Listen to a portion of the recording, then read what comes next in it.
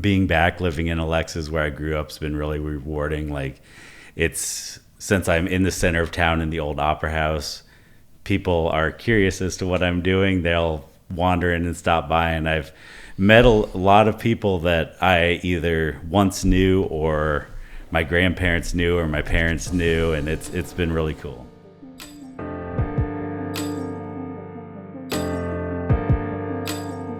What's going on, guys? It's a Talk About It podcast. I'm Lauren Fulmer. I'm Victor Dantas. And today we're joined with Levi Morgan. Levi, how are you? I'm doing good. How are you guys? Good. Appreciate you coming and jumping on. Just met you here a couple months back. And I think you and Victor work at the Knox College together, and so we do. Yeah, we thought we have a good idea to sit down and kind of chat it up for a bit. That sounds good. Yeah, I know it was a whirlwind time when I met you. I was running back and forth, but I do remember having a brief conversation up there. And Victor, I see you at all the Knox events and the Alumni Awards. You guys are great bringing the soccer team out and getting them engaged on campus. Thank you, man. Thank you. Yeah, I met you. You're remodeling this opera house, which we'll get into for sure. But, yes. Why don't you just give a little intro about Levi Morgan? Who are you? What do you got? Okay, so I grew up in the Alexis area, about 7 miles west of town, outside Norwood, which is a church basically on a crossroads, and I grew up a mile and a half west of there. So kind of literally the middle of nowhere out there. There's not it's between Aledo and Alexis. Went to Alexis High School before they became united, and then ended up going to Knox in Galesburg. I never planned on staying close to home, but of all things, I went to a Knox football game with my best friend in high school, Scott Swiler, and it was a perfect football game atmosphere. It was gloomy, rainy. They were playing Lake Forest, where Brian Urlacher's brother played at the time. Urlacher was there watching the game, and it just kind of that surreal atmosphere of seeing someone famous in Galesburg and having him walk by you to get into his limo, in combination with a game that Knox won. They had a really strong football team that year, just kind of sealed the deal for me. Like, I need to check this place out. And so I did check it out and ended up going to Knox, majoring in history and political science, and had a great 4 years there. After that, I bounced around a little bit and ended up working in higher ed, which I had done as an admissions student worker at Knox. Never really saw that as a career path, but it ended up being right fit for me at the right time. I ended up working for Illinois State University while I was living in Champaign. I commuted up to Normal, which I don't recommend the drive, but I loved working at ISU. We wanted a change of scenery, so moved down to Charlotte, North Carolina, where I worked for the business school for UNC Charlotte for 5 years. Helped out with advising professional development for our business college students. And UNC Charlotte, for those in the area who don't know, is now goes back and forth with NC State for the largest school in the UNC system. It has over 30,000 students, both grad and undergrad. It started out as more of a commuter college, but now is a 4-year residential research urban university, and has really expanded and grown. We had 4,000 students in our business school alone, and being located in Charlotte, which is the second largest finance center in the United States after New York, is amazing for our business students because they could just take the light rail from campus, have their internship. They didn't have to leave the city at all, and the cost of living to do your internship in Charlotte as opposed to going to New York or San Francisco is a world difference. But after a couple years of COVID, I've got a 10-year-old, and we wanted to get him back closer to family. Getting grandparents back and forth, traveling back and forth was not as ideal during that. So thankfully, because it was COVID, I was able to work remotely with my Charlotte job, and they were okay with me moving back here for a while. That took a bit of wrangling with HR, but I was able to keep my job at Charlotte and move back to Alexis, where I bought the old Alexis Opera House and started renovating that. And then there was a job that came open at Knox, and I knew I wasn't going to be able to stay remote full time with Charlotte once things got back to normal. So I'd been keeping an eye out and jumped on a chance to get in the Knox alumni office, and I've been there pretty close to 3 years now, and I work directly with our alumni and the community in a lot of different ways, helping connect our alumni back to campus or take campus to our alumni. We recently took students on a trip out to Kansas City where we met and visited a number of alums and their businesses, and so that was great for the alums to get to see current Knox students, and for our students to hear directly from our alums. And we've been trying to do that in different spaces across the country. We've done Chicago, Peoria, Indianapolis in the past. We're looking to take some of those trips to New York and LA in the near future. So I've really enjoyed being back at Knox. It's been I can't say I ever expected to be back in this community, this area, but being back living in Alexis where I grew up has been really rewarding. Like, since I'm in the center of town in the old opera house, people are curious as to what I'm doing. They'll wander in and stop by, and I've met a lot of people that I either once knew or my grandparents knew or my parents knew, and it's been really cool. How's that opera house, and why did you decide to buy it? So I've always enjoyed old buildings, and when we were in Charlotte, we lived in an old mill in a condo loft in the mill, and I really liked the loft style method of living. And there's not a whole lot around here, so I knew if I wanted to have that, I'd have to build it myself. And it just so happened that my old Sunday school teacher, Brenda Gregory, and her husband and a few farming friends own the opera house, but they're getting up there in years and we're getting ready to sell it. So when I was starting to think about coming back, I talked to them and they were like, we're getting older. We don't have the time to maintain this. And the building was built in 1889. It's a big old brick building. It's gorgeous, but it's also a building built in 1889. So it requires a lot of maintenance and a lot of upkeep. And they were past the point where they wanted to deal with that. And I kind of thought, well, if I'm moving back to Alexis area, this is kind of the perfect opportunity, because so much of Alexis downtown it's gone, because it's so much of those small towns. Once those buildings get to a certain state of disrepair, you can't restore them. And once something like that is gone, it's never coming back. So it was a way to preserve something in my hometown that was meaningful to me, as well as kind of get the living situation that I wanted. And I enjoy live music, live events. So the thought of potentially having a performance space up there was also really appealing, because the theater it's a time capsule, but it also has great acoustics and is just really cool, especially for acoustic music, somebody up there on guitar strumming away. It's a really cool space for that. So kind of the combination of both those things kind of just led me to make them an offer, and they were more just interested in, they weren't looking to make money on it. They just wanted it to go to somebody who would value it and preserve it, and they'd known me since I was a baby, so they knew that if I got in there, I would not chop it up and not just sell it for parts. So yeah, they literally have like the ticket booth. Yep. Where you come in and buy your ticket. Still have that there? There's a ticket. Isn't there a place too where like the horses would get? Yeah. So this is a potentially apocryphal story, but this is what some of the old timers say, and it's hard because the theater closed in 1920. So apart from a brief period in the 70s when the high school used it, most of the things that happen up there is outside of living memory. I've heard that they would put planks down and bring horses up the stairs. They have a wide grand staircase that opens directly to the street.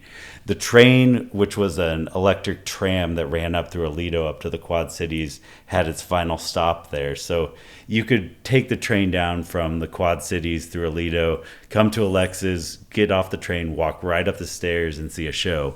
So it was something that a lot of the small town folks along that train line could hop on and come to town to see something. And if you walk up the stairs, you come around the corner, there's a curved ticket window where you could get your ticket and hand your coat in there. They've got a bunch of coat racks. Mm-hmm. Then you go into the door with the main theater, and it's a great space because they left it had just been used for storage by the people who owned the building since 1920. So they left all the old stage backdrops and stage scenes up there, and those are hand painted from 1889. They were made by a scenic artist in Ohio. And there's a grand curtain that you can raise and lower with a functional pulley that I have messed around with and actually used. And from the 1800s. From the 1800s. That's so crazy, yeah. If you look at the back of all these curtains and backdrops, everyone who performed up there wrote their names and signed their names like any theater space. So you can go back and trace relatives from many people from the Alexis area, which is really cool. That's nuts. And you're living there. I am living there. So I've converted some of the old store fronts downstairs into my apartment. And I'm fortunate that in Alexis, you can live on the ground floor. Some communities have zoning against that. But because this building has a theater upstairs, I don't want to chop up the theater. I want to keep that intact as a space. So I'm living downstairs, and it's the perfect loft style for me. It's got 14-foot ceilings downstairs, 17-foot upstairs, and it's still a lot of work to do, and it's going to take me a long time to get it the way I want to, but it's a really cool space, and there's so much local history up there. And there's the stage backdrops. Are you guys familiar with the story of Shanghai City? No. So one of the stage backdrops says 4 miles to Shanghai, and then it has an arrow pointing directly east from Alexis. Galesburg and Knox College were founded by abolitionists. They were very religious folks. They did not like gambling, cards, horse racing, that kind of thing. So if you wanted to gamble or play cards, you had to go outside the county. So this settlement popped up where you could go to the taverns, the saloons, have a game of cards, bet on some roosters, see boxing, see horse racing. And one of the most popular roosters was known as Shanghai. So apparently the people in Galesburg would tell their wives, we're going to see Shanghai. So they would go over to Shanghai City, which is 4 miles west of Alexis. It became like the center of gambling. There were brothels, taverns, all up and down the main street. They had a horse racing track out there, cockfighting pits, everything. And then this is the story that goes around. Sometime in the 1800s, the pastor's wife was walking down the street, yelled at everyone in one of the taverns that you're all going to burn. It's going to be the end for you. That day, a tornado came through, wiped out the entire town settlement, except for that saloon. They loaded that saloon up on rollers and moved it to Alexis, where it's still a functioning tavern today, Jig's Cardinal Inn, which is the only remaining structure from Shanghai City that got moved to Alexis. But the fact that the curtain in the theater references Shanghai shows that it was painted with some local interest in mind, which is really cool. Yeah, I've been to Jig's before, which I knew they used to have, they were known for this wood floor forever, Yeah. or dirt floor. Yeah. Dirt floor. Yeah. Maybe wood too, I don't know.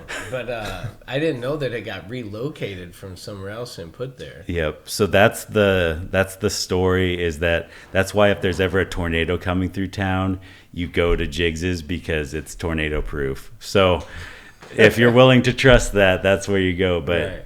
Shanghai City was wiped off the map at that time. There's newspaper accounts from the period. It was just a lot of the Chicago newspapers reported it because it was a big thing. Nothing's there now. Well, there's some newer farmhouses built out there. There's a big natural gas storage facility that you'll come across. It's a big geodesic dome underground where they store natural gas for the Galesburg area. But nothing remains of the original settlement. It'll pop up on Google Maps occasionally. If you're looking around, it'll say Shanghai City, and that's all that remains. Jig's Tavern. So you got your degree, you mentioned, in history. Yep. What have you always been in history? Is that stuff?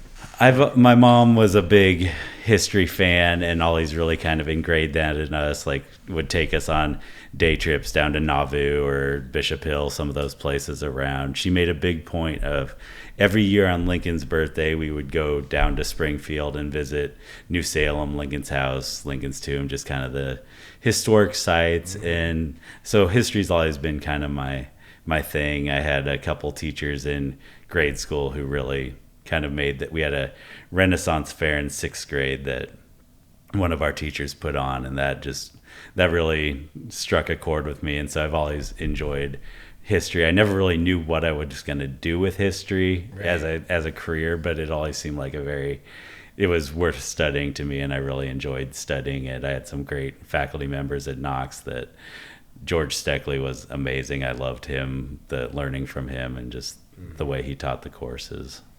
It's crazy to think of stuff like 1800, 200 some years ago. I was actually at a cemetery a week ago, and I saw an old tombstone that said 1775, and I was like, "Dang, this thing, has been here, and some of these other people embodied since 1775." That's crazy, It is, because my family, part of my family, farmed out by Aledo and New Windsor, and you could walk the creek beds and pick up Native American artifacts.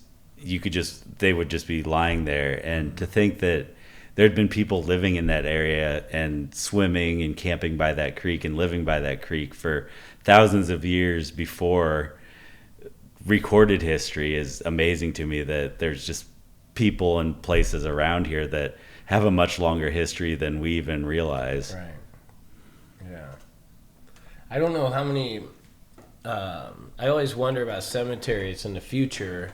On that, I know cremation is getting bigger and bigger, but then you got like limitations on land, and then also, I don't know, like generation too. If people will keep coming back to cemeteries to spend time with family, like I don't know what the future of that stuff. But don't people take the bones out of off the ground and then put in a box? So that's cremation. But yeah, I guess you could. No, I'm saying after a long time they clean it up and they take stuff out. There's places that has happened. There's an old cemetery called the Brownlee Cemetery by my mom's house, and it has a bunch of Civil War burials, and nobody's been buried in there in my living memory at least.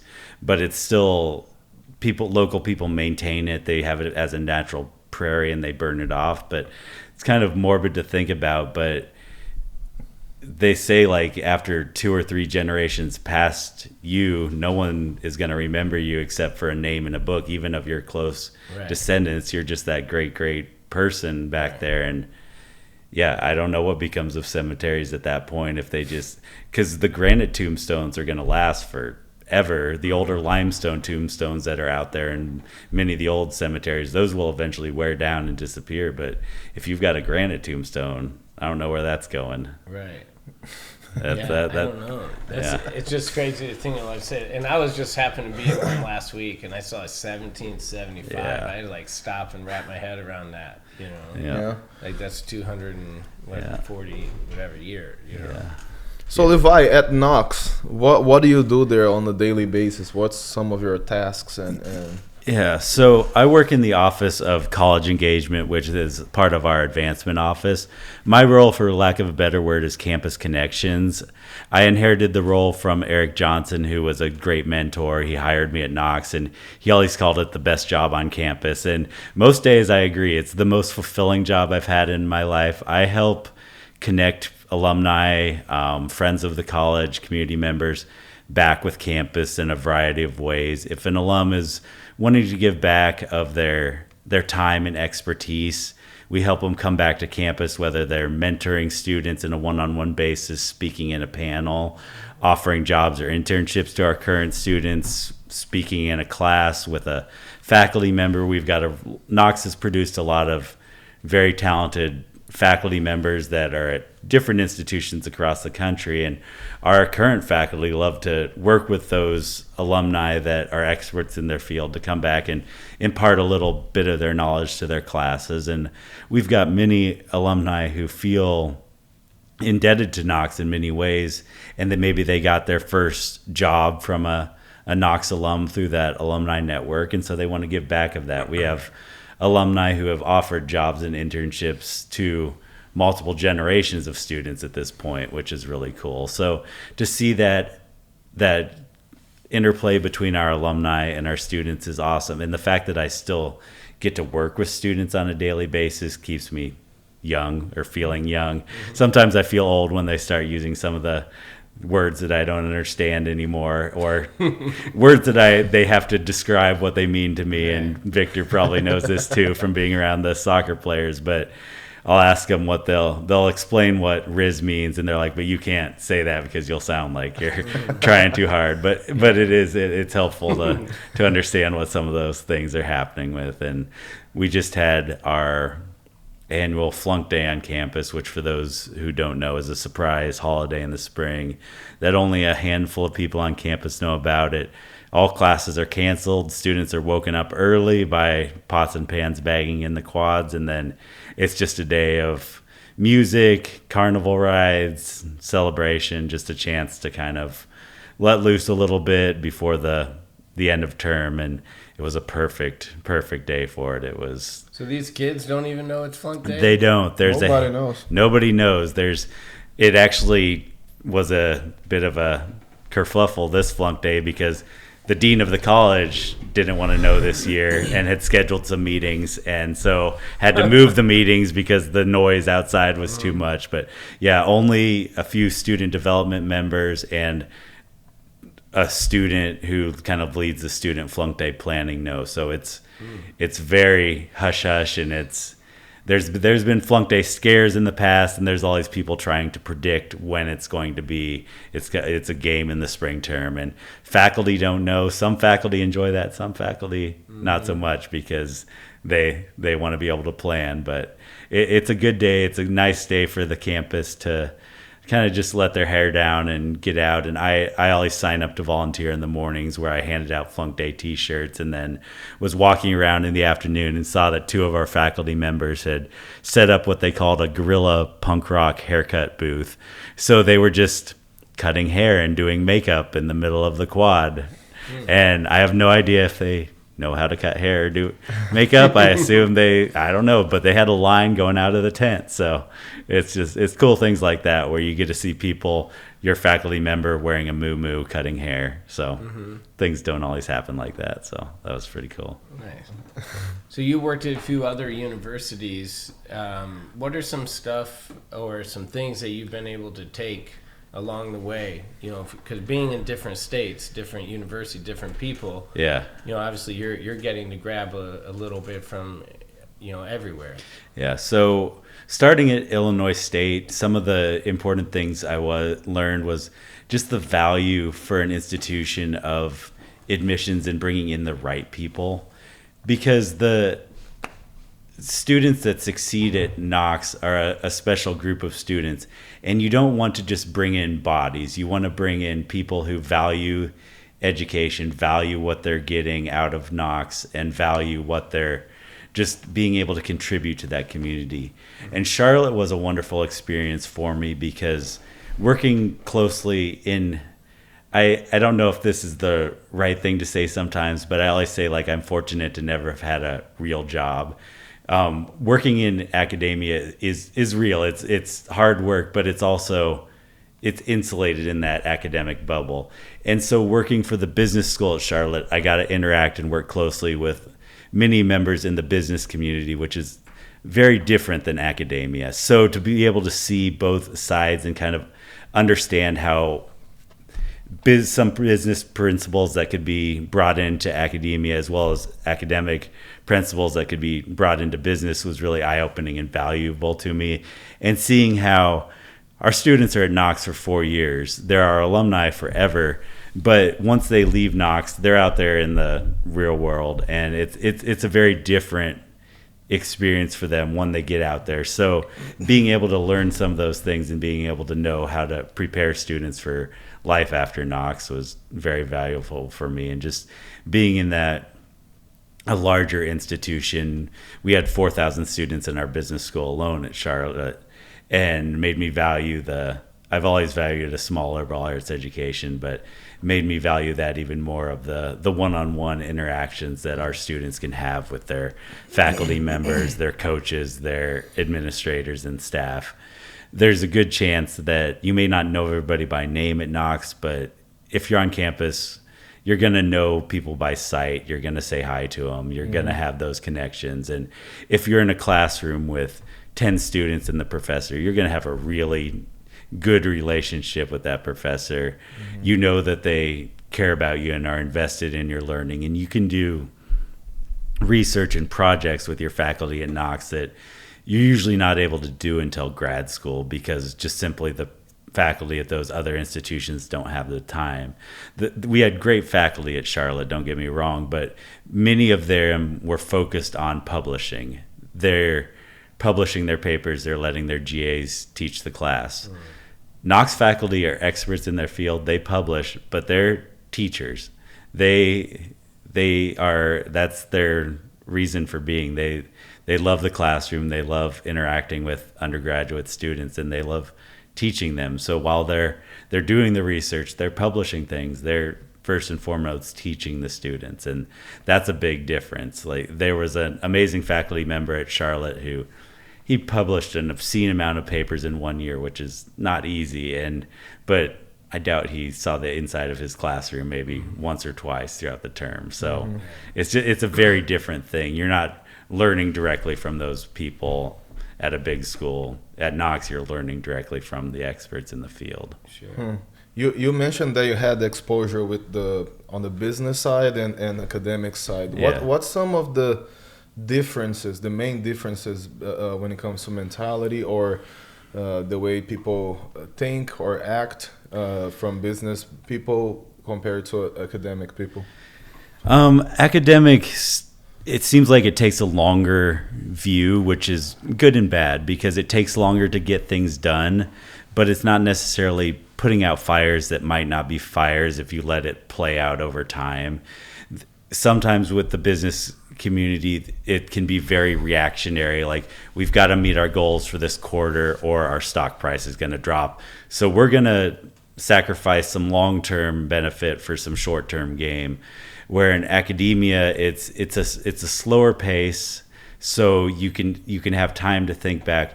Well, we're going to work on this program, but it might take several years to implement.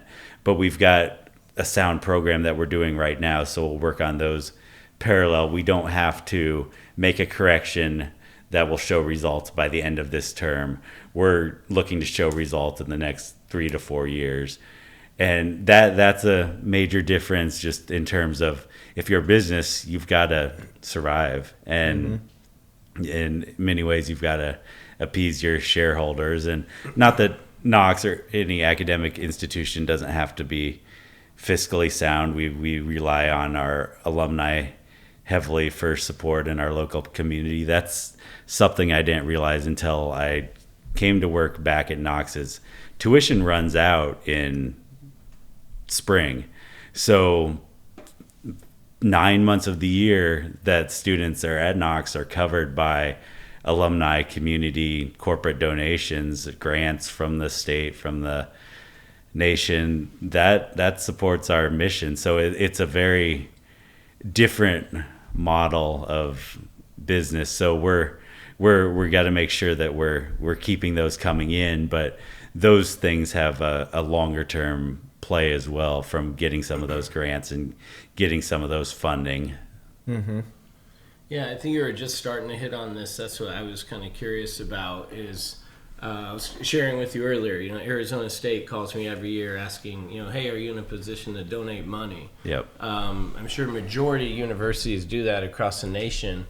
And why don't you hit on why that's important to the university? Because, and why I think this is important, because, there's a mindset, man, these universities are making all this money. These tuitions are crazy. They got plenty of money. Yeah. Well, if we're still doing fundraising and trying to raise additional funds, there's got to be an important reason. Yeah. So, like I said, tuition runs out in early spring. It lasts about 3 months. It covers about 3-4 months of the year for the college's operating budget. Anything additional, anything outside of the classroom, trips, study abroad, scholarships, financial aid, that comes from outside the college, we bring it in. And something that has always struck home to me that is very important to Knox, a huge percentage of our students are underrepresented Pell eligible students who would not be able to afford college without scholarships and financial aid. So while the cost of tuition's gone up, while we continue to do great work in bringing in money to the institution, need increases every year, where we're meeting that need of the student, meeting that gap where their federal financial aid doesn't cover, where their tuition dollars don't cover.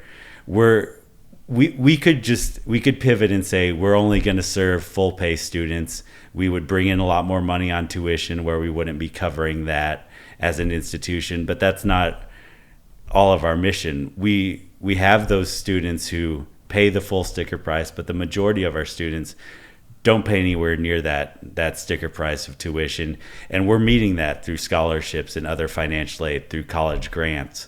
So if you're donating back to Knox, it's not just going to a building renovation or sports gear for an athletic team. It's going to pay the scholarship dollars so that those students who wouldn't otherwise be able to attend college can come to Knox. So that's why you look at our endowment, you look at our fundraising, your numbers, and it's like, oh, you're doing, colleges have money.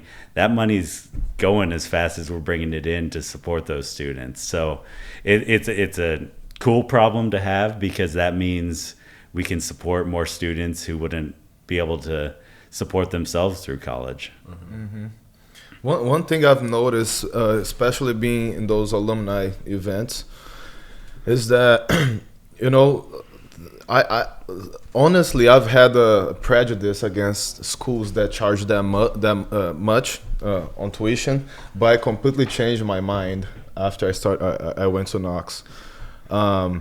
Like some of those alumni that come to those events, they always mention, networking. When you go to Knox, you meet people that you will have, lifelong relationships, but also a lot of people that you learn from. Not only the professors, the faculty, but other students as well.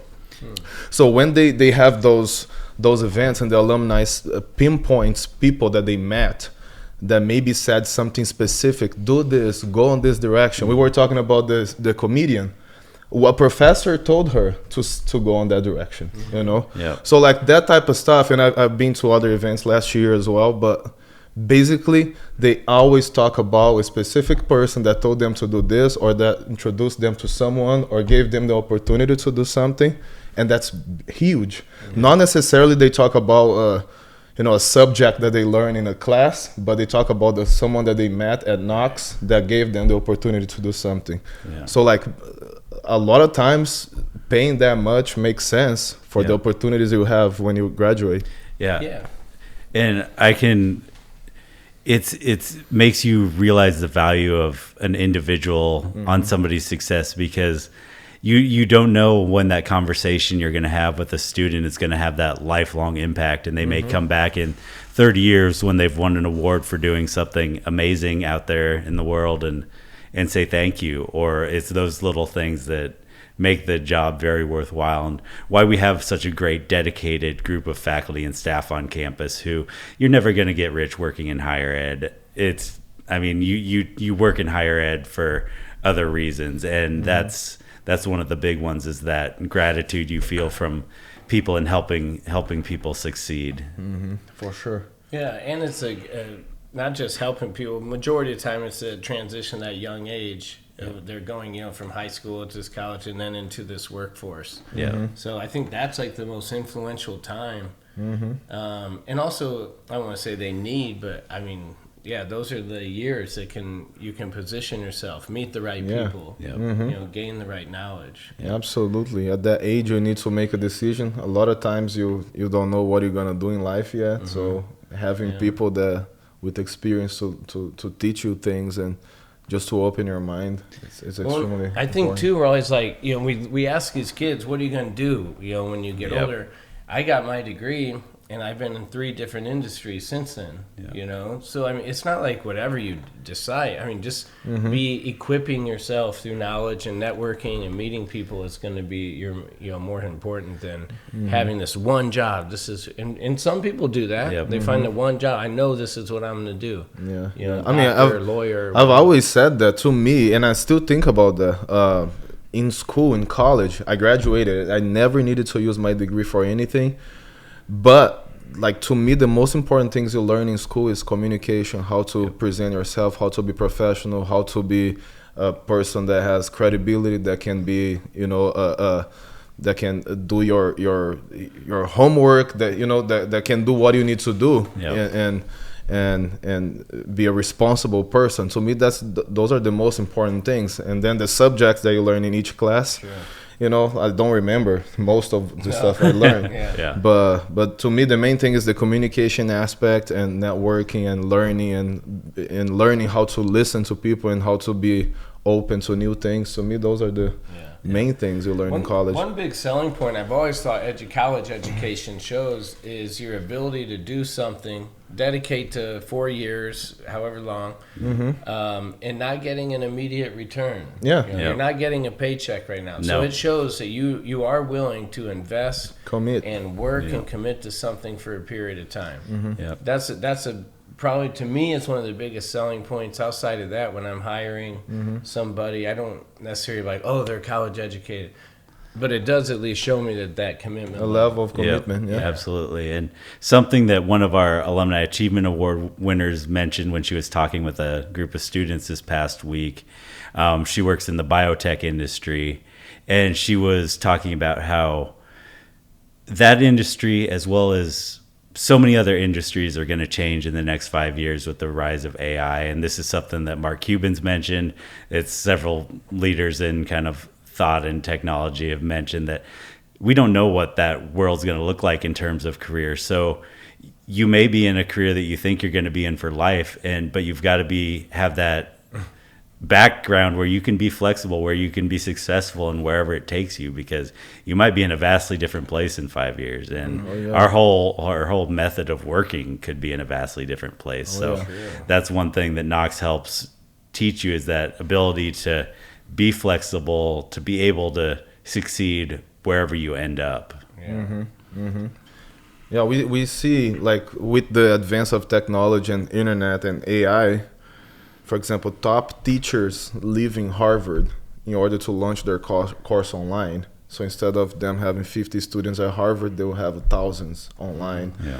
So those are things that might change. So schools might need to partner with teachers in order for them to be open to have their classes available for more people, But AI, I agree with that. For writers, for example, you can copy and paste a full book and tell AI to rewrite that in other words. Like I can write any book like that. It's a brave new world out there, and some of that, and it is scary. It can be very scary.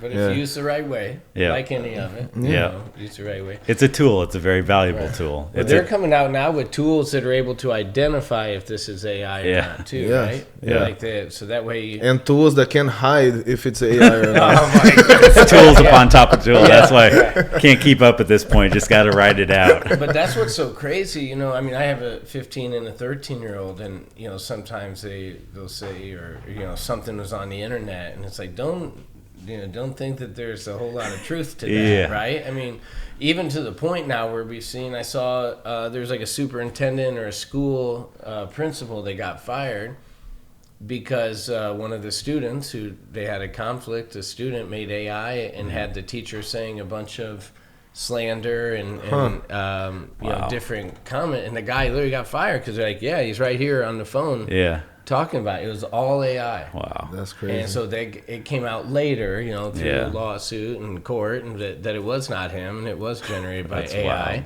But by then you're already tarnished. You're already And we can never think we're ahead of the curve on technology compared to what students know. Even if you're an expert in computer science, on certain things, students are going to be ahead of you. I mean, that's true. That's how life works. There's that younger generation's always a little quicker on the uptake on adopting new things when they grow up with it. So we just gotta be open to what they have to say, because they understand it a lot more than we do in a lot of ways. Right. Oh yeah. That's a good point. Well, Levi, I appreciate you coming and hanging out with us today. Yeah, I appreciate you guys having me on. It's been great. So do you think at some point the Opera House will have like, this is all done, come check it out party? I don't know if we're ever going to have an all done. It's going to be a wayside. Come check it out while I've finished this one project type of party. So we just had a poetry reading / musical birthday party up there this weekend. That was pretty awesome. We had some of the local ladies at the bank saying they enjoyed seeing all the pretty girls in their dresses going up the stairs. So it's nice to have some life and activity up there. But I want to preserve it the best I can. If the best I can do is preserve it for the next generation, that's what I'll do. If I can do more, hopefully I can. So I don't think there's ever a I'm done point. It's going to be a work in progress. Yeah. Well, and even just projects like that to the small communities, improving one building, getting others. So, and as you mentioned, the people of Alexis there, they want to come check it out. They haven't seen anything too exciting since they moved jigs. Yes. Yes. That had to be that event, rolling the saloon down to town. Heck yeah. Heck yeah. Well, I'll drag Victor to Alexis. I know you hasn't got been to. to jigs. Oh yeah, so you got to get him him in there. That, and then we'll check out the Opera House at the same time. Yeah. So thanks Awesome. again, Levi. Yep. Thank you guys. Thank you very much for coming. Levi Morgan, guys. You're tuned into the Talk About It podcast. I'm Lauren Fulmer. I'm Victor Dantas. Hit subscribe and then have a great rest of your day. Thank you for watching this episode of the Talk About It podcast. I'm Victor Dantas. I'm Lauren Fulmer. And we would encourage you guys to subscribe to the channel. And don't forget to hit the bell. It's going to be right below the video. So hit the bell. So you know when the next episode is up. We appreciate all the support. Thank you.